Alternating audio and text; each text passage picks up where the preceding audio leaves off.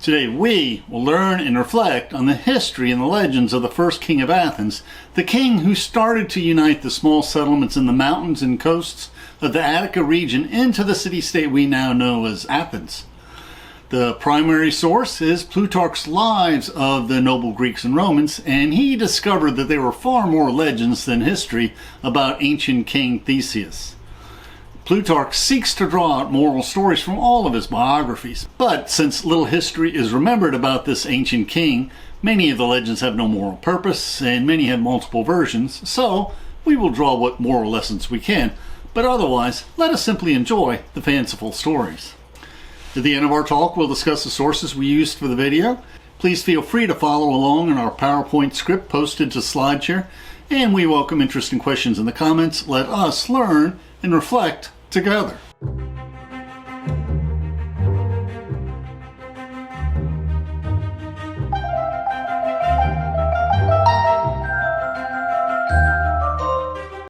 Plutarch wrote his lives of noble Greeks and Romans in pairs. He starts with the tales of the founders of Athens and Rome, and that's King Theseus and Romulus.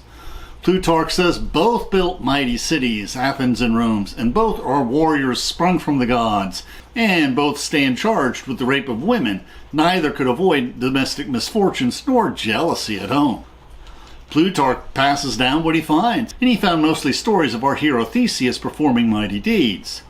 So the story goes, like father, like son. His father, King Aegeus, was traveling in the Peloponnese, where Sparta would later flourish, and he is given the daughter of his grandfather, Aethra, to lay with.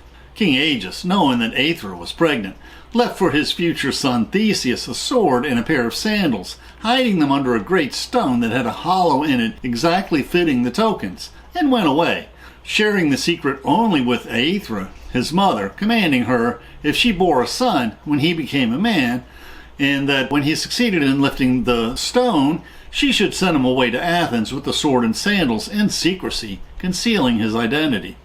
Theseus has superhuman strength, though he is not a demigod like Hercules.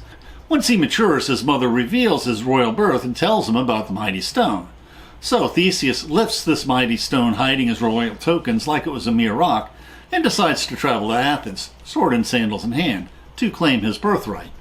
Rather than sail safely to Athens, he decided rather to take a hero's journey by land, so he could battle the bandits and wild beasts he encountered on his journey.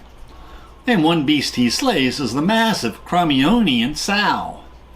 One bandit he encountered was Sinis, bender of pines, and he was slain with his favorite method of slaying, by bending trees, tying Sinis to the trees and then splitting him apart. Theseus then sought out the bandit's terrified daughter, Perigune, and this is how Plutarch describes the courtship. But Theseus calling upon her and giving her his promise that he would use her with respect and offer her no injury, she came forth and in due time bore him a son named Melanippus. Once our hero Theseus kindly raped her gently, he soon departs, seeking new adventures, as heroes are apt to do. And Plutarch doesn't tell us a story about another stone for his son. But anyway, he pushes off a cliff, a bandit who pushes people off cliffs. And he resizes another bandit who offers his hospitality to travelers, but who violates xenia, or hospitality, and instead cuts off their feet so they fit in his undersized bed. And this violation of xenia, or hospitality, is also a major theme in the Odyssey. And of course he has a total of 7 trials to overcome on his hero's journey to Athens. And after slaying more bandits and wild beasts, Theseus arrives at Athens, where his long-lost father recognizes him from his sword and sandals. Now Athens at the time owed Minos, king of Crete, who had defeated him some years previously, every 9 years a ransom of 7 young men and 7 virgins to be fed to the Minotaur. And the Minotaur was a ferocious half-man, half-beast, with the body of a man and the head of a bull, who lived in the maze below the palace. As an aside, archaeologists, when they uncover these Mycenaean palaces, they indeed find a maze below the throne room. And the young men and virgins of Athens drew lots. But Theseus volunteered without drawing a lot, and all Athens were struck with admiration for the nobleness and with love for the goodness of the act. Plutarch does not tell us how the daughter of the king of Crete falls in love with Theseus. Evidently, princesses just cannot resist this hunk of a hero, and Theseus, having arrived at Crete, and having a thread given to him by Ariadne, who had fallen in love with him, and being instructed by her how to use it as to conduct himself through the windings of a labyrinth, he escaped out of it and slew the Minotaur, and sailed back, taking along with him Ariadne and the young Athenian captives.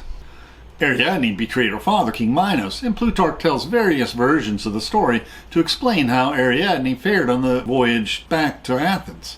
Plutarch says in some versions of the story he simply abandons Ariadne for another princess sometime later.